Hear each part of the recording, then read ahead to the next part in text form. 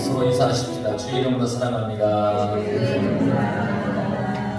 할렐루야. 예수님의 제자들이 예수님이 잡히실 때에 예수님을 버리고 모두가 다 도망을 갔습니다. 베드로가 그랬죠. 죽어도 나는 버리지 않겠습니다. 다 떠나도 나는 안 떠납니다. 주님, 다른 주님은 안 떠납니다. 막 그렇게 얘기를 해놓고는 어려움이 닥치니까 두려운 상황이 생겨버리니까 모두가 다 도망가 버렸습니다. 우리도 그럴 때가 있지 않습니까? 내 감정에 따라서요. 내가 처한 어떤 처지나 상황에 따라서 내 마음에 따라서 주님을 버리고 세상을 향하여 갈 때가 있지 않았습니까? 때로는 숨어버릴 때도 있지 않았습니까? 그런 제자들의 마음을 주님은 다 아시고 그들에게 그렇게 말씀하는 겁니다. 너희들이 나를 떠날 거다. 그리고 난 다음에 57절에 보니까 예수를 잡은 자들이 그를 끌고 대제사장 가야바에 이르가니 거기 서기관과 장로들이 모여있더라. 대제사장, 장로, 서기관은 율법학자들입니다. 이 사람들이 이스라엘의 종교 법정인 최고의 의회의 대표자들입니다. 거의 세 집단이 있습니다. 대제사장, 장로, 서기관. 자, 이 서기관과 장로들이 대제사장의 집에 모였다는 것은 최고의 의회가 이제 소집되었다는 그런 얘기죠. 최고의회의 정원이 71명입니다. 여기에 의장이 대제사장입니다. 이렇게 구성이 되어 있습니다. 유대의 법에 의하면 죄인이 밤에 체포되어 오더라도 날이 밝은 다음 날 신문을 하고 재판을 하게 되어 있습니다.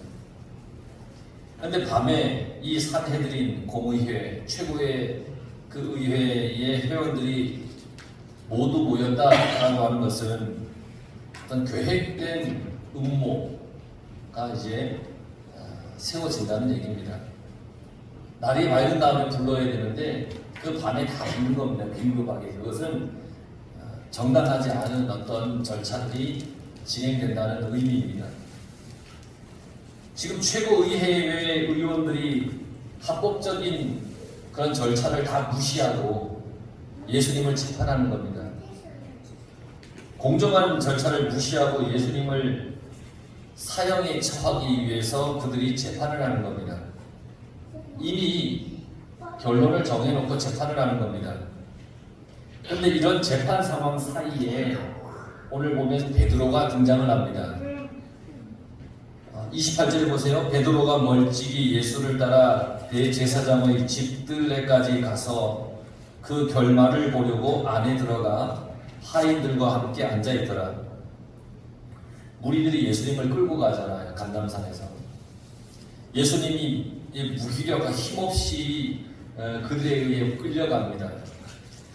제자들은 그 모습을 보고 무서워서 다 도망을 갔습니다. 그런데 베드로는 멀리서 따라갔습니다. 다 도망갔는데 그래도 베드로가 이렇게 멀리서 멀찍이서 따라갔습니다. 가까이 따라가기가 두려웠던 겁니다. 베드로는 다른 제자들과 함께 도망을 갔습니다. 그런데 다시 멀찍이 와서 예수님을 따라간 겁니다. 도망갔다가 멀찍이라도 이렇게 다시 온 겁니다. 가까이 하지 못했습니다. 다른 제자들과 똑같습니다. 두려웠습니다. 무서웠습니다. 가까이 가지 못했습니다. 그래서 도망쳤던 건데, 그렇게 도망쳤었는데 지금은 멀찍이서 예수님을 따라갑니다. 멀리서 따라갑니다. 그런 베드로의 마음에 얼마나 불안불안할까요? 자기도 붙잡힐까봐 불안불안하죠? 들킬까봐 마음이 조마조마할 거예요. 누군가가 나를 알아보고 나를 예수님과 함께 잡아가면 어떡할까? 조마조마할 거예요. 그래서 가까이 가지 못하고 멀찍이서 떠나가고 있었습니다. 베드로가 힘들고 어려워서 도망가고 싶지만 도망갔었지만 그래도 멀찍이라도 따라가고 있는 그 모습을 보면서 우리의 모습이 보여진다. 나의 모습이 보여지는 것이 느껴졌습니다. 실족하고 또 절망에 빠져 있는데 예수님을 버릴 수는 없고 그래도 따라가야 하는데 그런 나의 모습. 무섭고 두려움이 닥쳐서 기도해야 할 때, 생각으로는 기도를 해야 하는데 무릎을 꿇지 못하고 있는 그런 나의 모습. 인생의 중요한 선택의 순간에 우리는 말씀을 따라 선택을 해야 되는데 나의 이익을 따지면서 망설이고 있지 않는가. 그런 모습이 나에게 있지 않았는가. 신앙으로 살아야 하는데 하며 생각만 하면서 여기까지 온 나의 모습을 이렇게 들여다볼 수 있었습니다. 베드로의 모습을 통해서. 저는 신앙생활을 잘 안 하는 것 같은 성도들을 보면서 왜 그렇게밖에 믿지 못하느냐고, 뭐가 힘들다고 주님을 멀리하느냐고 막 그렇게 꾸지람을 준 적이 있었습니다. 목회를 하면서. 그런데 그들은 멀찍이서라도 베드로처럼 힘겹게 주님을 따라가고 있었던 겁니다. 근데 저는 그것도 모르고 막 야단친 겁니다. 왜 가까이 못 오냐? 뭐가 힘드냐? 근데 그들의 마음속에 베드로와 같은 그런 어떤 심정이 있었다는 것을 이해하지 못하고 막 야단을 칠 때가 있었습니다. 근데 그들은 주님을 떠나지 못하지만 멀찍이서라도 그렇게 가고 있었던 것입니다. 이것은 잘나고 못나고의 문제도 아닙니다. 배우고의 문제도 아니고요. 먼저 믿고 나중 믿고의 문제도 아닙니다. 있고 없고의 문제도 아닙니다. 이건요, 우리들의 신앙의 실존입니다. 힘든 건 모두가 다 힘든 거예요. 무서운 거 모두가 다 무서운 거예요. 아픈 거 모두가 다 아픈 거예요. 그런데 아닌 것처럼 안 아픈 것처럼 했을 뿐이에요. 안 무서운 것처럼 했을 뿐이에요. 근데 막상 닥치고 오니까 무섭고 힘든 거죠. 베드로가 그랬잖아요. 난 주님 따르겠습니다. 그런데 주님이 잡혀가는 순간에 얼마나 두려웠나. 막상 닥쳐보니까 무서워. 그런데 나는 안 그런 것처럼 다른 사람을 충고했고, 나는 잘하고 있는 것처럼 다른 사람을 막 야단쳤던 거죠. 베드로를 보면서 나의 모습을 보는 것 같아요. 주님을 향한 믿음을 놓지 못하면서 그렇다고 깊숙이 주님 앞으로 들어가지도 못한 채 그렇게 살았던 나의 모습이 멀찍이 따라가는 그런 베드로와 같은 모습이 아니었는가. 그 베드로의 모습을 보면서 이런 심정, 이런 마음이 깊이 느껴졌습니다. 59절에 보면 대제사장들은 온 공회가 예수를 죽이려고 그를 칠 거짓 증거를 찾음에 거짓 증인이 많이 왔으나 얻지 못하더니 후에 두 사람이 와서, 지금 이 재판하는 건요, 예수님이 죄가 있냐 없냐 그걸 가지고 재판하는 게 아닙니다. 지금 예수님을 사형시킬 증거를 찾기 위해서 재판하는 겁니다. 예수님이 잘못이 있냐 없냐를 따져보는 것이 아닙니다. 이미 정해놓고 이 예수님을 사형에 처할 증거를 찾는 겁니다. 그래서 거짓 증인들이 동원되어서 거짓 증언을 합니다. 그러다가 마침내 두 사람이 나서서 일치된 증언을 합니다. 61절에 보면 이르되 이 사람의 말이 내가 하나님의 성전을 헐고 사흘 동안에 지을 수 있다 하더라. 두 사람이 그렇게 얘기합니다. 우리 들었는데 이 사람이 이 성전을 헐고 사흘 만에 짓는다고 얘기를 했습니다. 우리 그거 들었습니다. 두 사람이 동일하게 그렇게 얘기를 하는 겁니다. 이 말을 했다라는 것은 뭐냐면 스스로 메시아라고 주장하는 게 된다라는 겁니다. 스스로 메시아 하나님의 아들이라고 주장을 하며 신성을 모독하게 되는 겁니다. 그러니까 이 예수님께 두 가지 죄를 덮어씌우는 겁니다. 백성들을 선동한 죄입니다. 말도 안 되는 소리를 했다는 겁니다. 속임수 사기라는 겁니다. 네가 어떻게 이 건물을 무너뜨리고 3일 만에 다시 세울 수 있느냐? 백성들을 선동했다는 죄. 메시아가 오시면 할 수 있는 일을 본인이 할 수 있다고 하는 신성 모독의 죄. 그걸 예수님께 지금 이제 덮어 씌우는 겁니다. 그러니까 62절에 대제사장이 일어서서 예수께 묻되 아무 대답도 없느냐? 이 사람이 너를 치는 증거가 어떠하냐? 예수께서 침묵하시거늘 대제사장이 이르되 내가 너로 살아계신 하나님께 맹세하게 하노니 내가 하나님의 아들 그리스도인지 우리에게 말하라. 너 왜 아무 대답 없어? 지금 이 두 사람이 이렇게 증언을 하는데 너 불리한 거야. 그러니까 뭐라도 대답을 해봐 라고 그렇게 얘기를 합니다. 살아계신 하나님을 두고 맹세하라는 겁니다. 네가 하나님의 아들인지 직접 말하라는 겁니다. 그러니까 예수님께서 64절에 네가 말하였도다. 그러나 내가 너희에게 이르노니 이후에 인자가 권능의 우편에 앉아있는 것과 하늘 구름을 타고 오는 것을 너희가 보리라. 예수님의 말씀이에요. 그렇다. 나는 너희에게 말하는데 이후에 이제 내가 하나님의 오른쪽에 앉아있을 것이고 그리고 하나님의 영광의 쌓여서 심판하기 위해 재림할 것이다. 그렇게 말씀하시는 겁니다. 예수님은 직접 밝히는 겁니다. 내가 하나님의 아들이고 하나님과 같은 신성을 지녔고 그리스도다라는 것을 선언한 겁니다. 내가 그다. 너희가 말하는 그 하나님의 아들이다. 지금은 내가 죄인처럼 재판을 받고 있지만 하나님 나라에서 재판관이 되어서 너희를 심판할 것이다. 그렇게 예수님께서 말씀하십니다. 그러니까 이 말을 듣고 대제사장과 무리들이 벌벌벌 떨었겠습니까?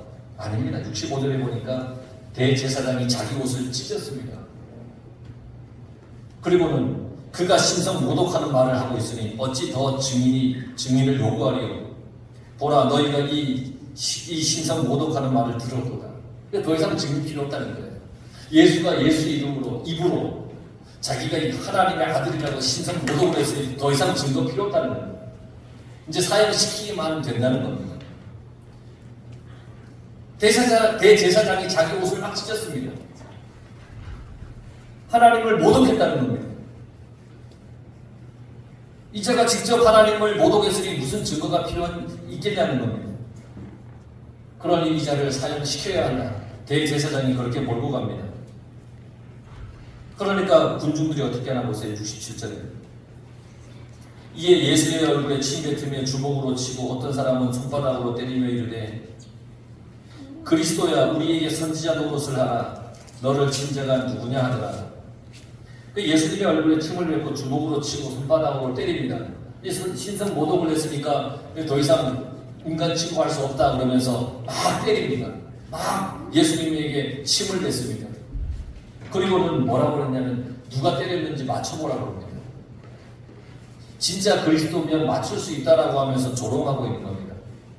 막 때려놓고 누가 때렸는지 맞춰보라는 겁니다. 이렇게 예수님은 모욕과 조롱을 당하면서 재판을 받고 계십니다.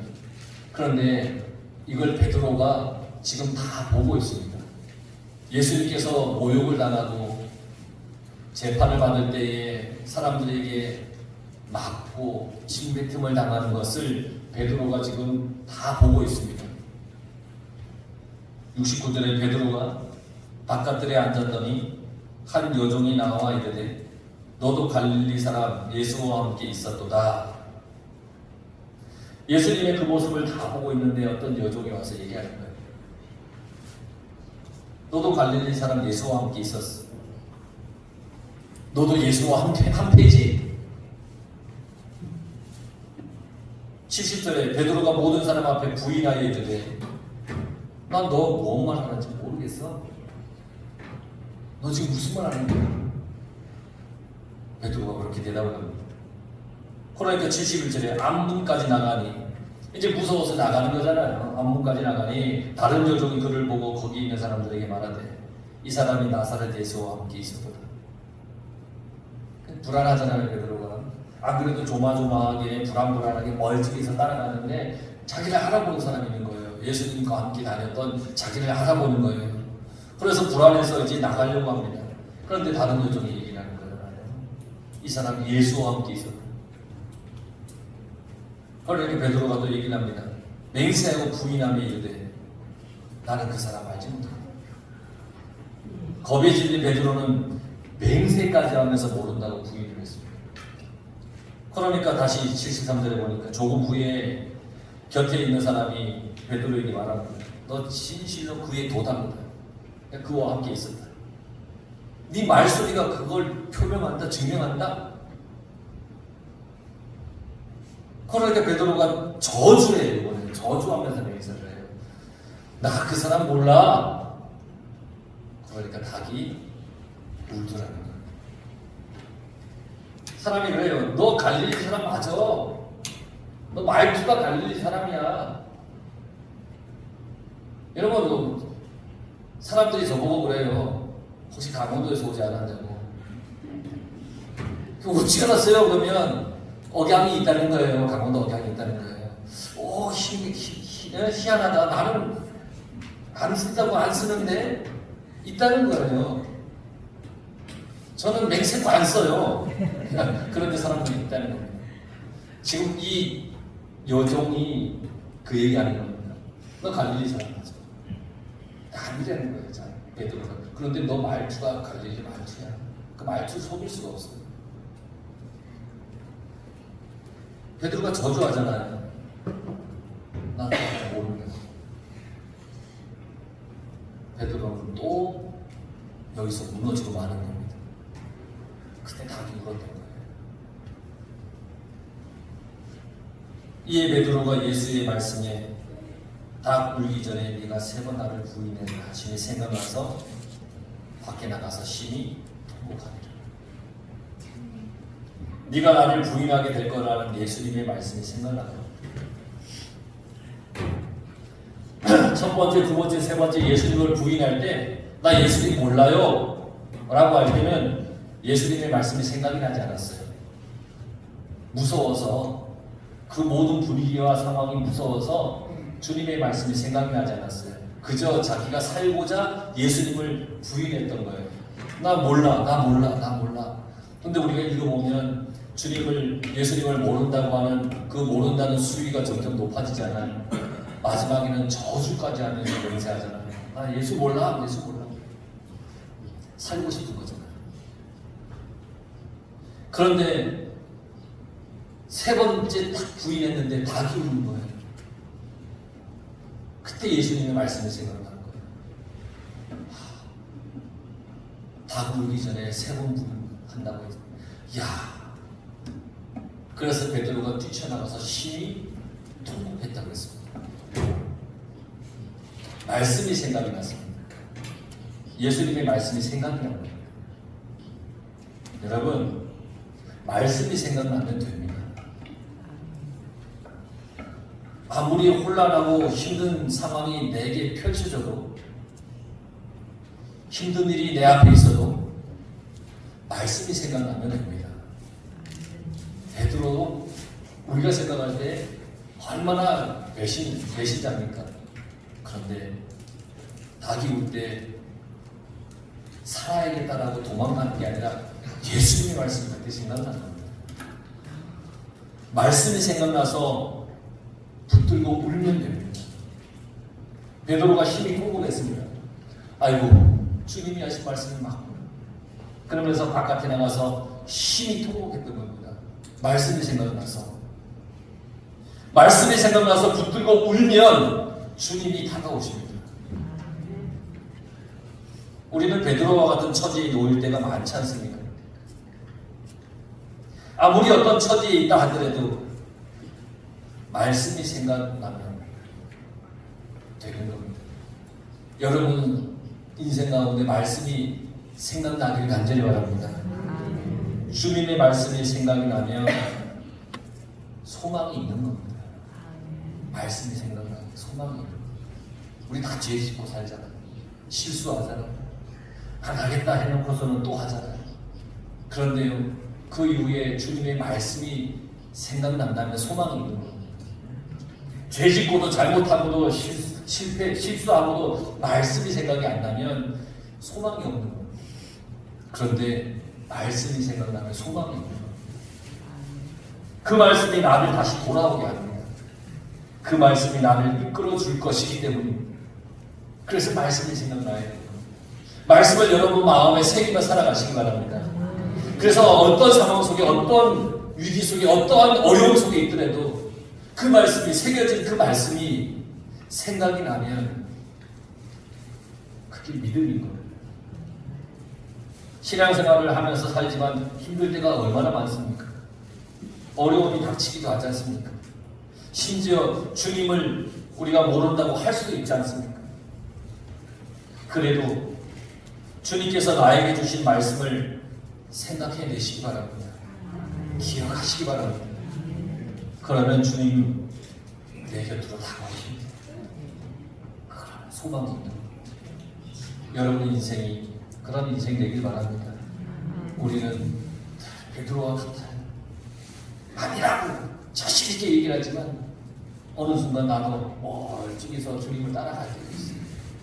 심히 통곡할 때도 있고 부인할 때도 있고. 그러나 주님의 말씀이 생각이 나면 그러면 되는 겁니다. 그러면 소망이 있는 겁니다. 그런 여러분들의 인생이 되기를 간절히 축원합니다. 기도하겠습니다.